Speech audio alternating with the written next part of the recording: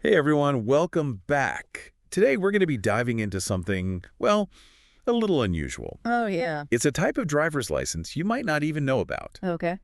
the B1 driving license. See, Interesting. most people are familiar with the regular driver's The license. standard one? Yeah, exactly, the one that lets you drive pretty much any car. Uh-huh. But the B1 is kind of a niche thing. It lets you drive a certain type of four-wheeled vehicle. Okay. But it's not super common, and we're going to try to figure out why. I'm intrigued. So for this deep dive, we've got a really interesting excerpt, and it's actually in Turkish. Oh, wow. But don't worry, I'll translate the important bits. Appreciate it. So, right off the bat, the excerpt mentions this phrase, dört tekerlekli motosiklet, Okay. which, if you break it down, literally means four-wheeled motorcycle. Haha. Okay. Yeah, sounds a bit odd, right? Yeah, I mean, that's not a term you hear every day. Exactly. But it makes sense when you think about the kind of vehicle it describes. I think I've heard these called quadricycles before. Yes, quadricycle, that's the word. Yeah, that's a much more, I guess, common term. And it really gets at that hybrid nature. It's like a mix between a car and a motorcycle. Right, kind of blurring the lines there. And that's where the B1 license comes in. It's specifically for these lighter vehicles, kind of like motorcycle licenses, but for, four wheels. Gotcha. Makes sense. And the Turkish excerpt actually gives us some more details. It says that these vehicles typically weigh between 400 and 550 kilograms. Okay, so that's pretty lightweight, especially compared to a regular car. Yeah, much lighter. Your average small car is going to be way heavier than that. Right, that weight limit is a key factor here. And get this, the minimum age to get a B1 license is 16. Wow, that's younger than the standard driving age in many places. Right. It's interesting, isn't it? Gives younger people a chance to get behind the wheel sooner.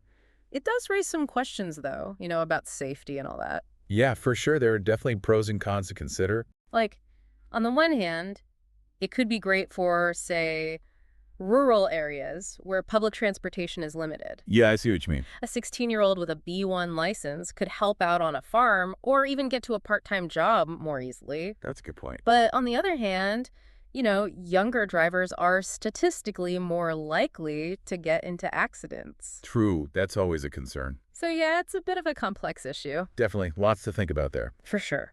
So now let's get into what you can actually drive with a B1 license. All right.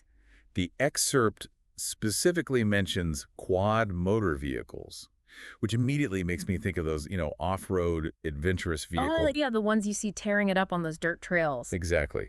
But it turns out the B1 license covers more than just quads. Oh, really? Yeah, it also includes those smaller commercial vehicles. Like what? Like golf carts? Golf carts, yeah, and those little electric mini cars that are becoming more popular in cities. Oh, yeah, I've seen those around. Right. They're kind of cool. They are very practical for urban environments. Definitely. Especially with parking being such a hassle these days. Oh, yeah. Tell me about it. But here's the thing that I find really puzzling. We've got these interesting vehicles, a lower age limit, but the B1 license is still pretty obscure. That's true. It's not nearly as popular as the regular B license. And that's what I don't get, because the B license already covers all the vehicles you can drive with the B1. Yeah, so why bother with the B1 then? Right. It seems like there's some advantages, like wouldn't a cheaper, easier to get license be appealing to people, especially younger drivers? I mean, you'd think so, right? Maybe it's just a matter of awareness. Perhaps. Maybe people just don't know about it. It hasn't exactly been marketed as the cool new driver's license. Yeah, that's for sure. So it's kind of flown under the radar. It has. It's like this hidden gem in the world of driving.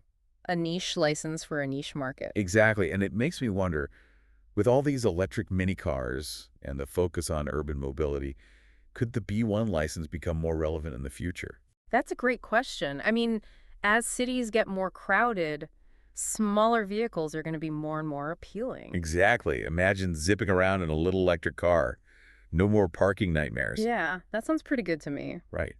And the B1 license is your key to that. It's like a window to a whole new way of driving. It is. And who knows, maybe it'll become the go-to license for city dwellers. We'll have to wait and see. It's definitely an interesting trend to watch.